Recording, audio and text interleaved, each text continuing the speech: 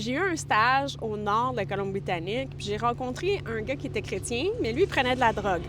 Fait que là, dans ma tête, ça créait un certain conflit. Je comprenais pas pourquoi que le gars, il dit qu'il est chrétien, mais il prend de la drogue. Ça fait aucun sens de ce que je me souviens quand j'étais enfant. Être chrétien, tu prends pas de drogue, ça marche pas ensemble, tu sais.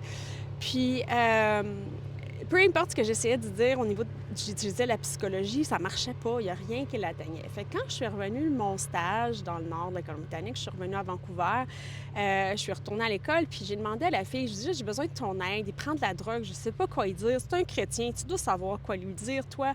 Puis, ce qui est arrivé, c'est qu'elle a dit, bon, on va prier, on va prendre un verset de la Bible, puis on va lui écrire, je vais t'aider. Fait, contente, je prends un verset de la Bible, on prie, bien, elle prie. Je prends un verset de la Bible, je lui écris. Puis après ça, il m'appelle puis il dit qu'il a arrêté de consommer. Je dis « Yes, ça a marché! » Peu importe, moi, je voulais juste que ça marche. Puis j'ai un père qui consomme de la drogue. Fait que pour moi, c'était important que le conjoint, mon peut-être futur conjoint, je ne savais pas à ce moment-là, mais tu sais, c'était mon copain. Puis c'était important pour moi qu'il ne consomme pas. Donc, c'est ça. Donc, rendu là, je me suis retrouvée à être contente. J'ai caché la Bible. J'avais un coloc qui était pas mal antichrétien aussi. Fait que j'ai caché la Bible dans un fond de tiroir pour être sûr qu'il la trouve pas, parce que mon ami m'avait prêté une Bible. Puis, comme une semaine et demie plus tard, il m'appelle puis il dit qu'il recommence à consommer. Fait que là, j'étais découragée. Je vois mon ami le lendemain à l'école. Puis là, j'ai dit, ben il a recommencé à consommer. La première fois, ça a marché. C'était peut-être juste pas le bon verset. Fait qu'elle dit, bon, on va reprier. On va lui donner un autre verset. Fait qu'on a prié. On lui écrit un autre verset.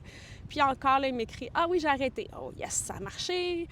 C'est sûr qu'on met la Bible le plus loin possible dans le fond des boîtes. Ça a fonctionné. Pas besoin de plus. Puis là, finalement, à un moment donné, un dimanche, il était peut-être 11 heures. Je sais que je travaillais comme à 4 heures, puis il était vers 11 h, 11 h 30 le matin. Puis là, j'étais en train de me préparer. Puis je vérifie mes courriels le matin. Puis là, il m'a écrit, je suis désolée, je sais que je vais te décevoir. Puis j'ai recommencé à consommer, puisqu'il y avait eu un accident. Puis à cause de son accident, il disait qu'il consommait pour soulager la douleur.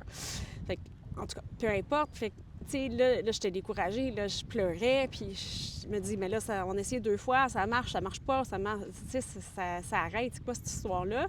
Fait que j'étais vraiment fâchée, puis là, j'ai dit, j'ai pas le temps d'appeler mon ami, j'ai pas le temps de fouiller dans un verset de la Bible. Je dis, là, Dieu, je suis tannée. Si ça existe vraiment, là, tu vas aller le voir, tu vas le convaincre d'arrêter de consommer.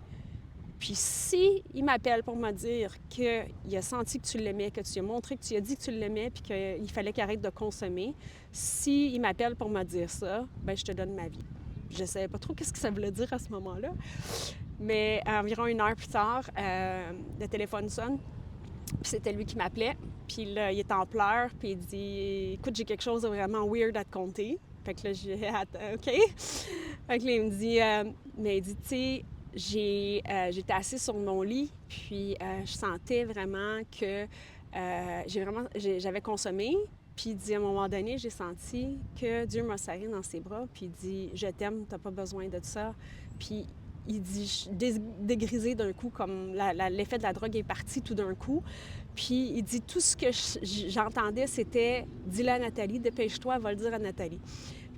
Puis il a pris son vélo. Dans ce temps-là, il restait comme à 1 heure en vélo de l'école. Fait que lui, il était quand même assez en forme, là. Puis il dit qu'il est parti sur son vélo. Puis là-bas, c'est Prince George. À l'école, l'université, il y a une grosse côte à monter. Il est parti en vélo. Puis il s'est rendu à l'école. Puis il n'y avait pas de téléphone chez lui. C'est pour ça qu'il est allé m'appeler de l'école, de l'université. Fait que là, il m'a appelé à l'université. Puis il pleurait. Puis il dit, ça n'a pas de bon sens. C'est vraiment weird. Puis j'ai dit, sais-tu quoi? C'est exactement ça que j'ai prié. Et j'ai dit, moi, je fais quoi, là, ça? J'ai demandé à Dieu que si ça arrivait, que ça me prouvait qu'il existait, mais moi, je fais quoi, tu sais? Puis c'était vraiment...